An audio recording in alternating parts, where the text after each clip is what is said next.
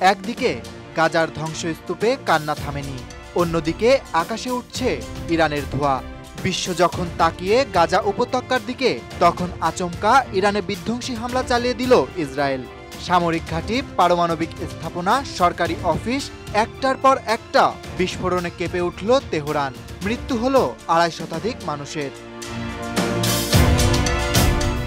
আর তখনই প্রশ্ন, ইসরায়েলের টার্গেট কি আসলে ইরানের পরমাণু কর্মসূচি, নাকি এর পেছনে আছে আরো গভীর রাজনৈতিক খেলা? এই হামলা কি সত্যিই প্রতিরোধমূলক, নাকি গাজার ভয়াবহতা আড়াল করতে এটি ইসরায়েলের কোনো কৌশলগত যুদ্ধ?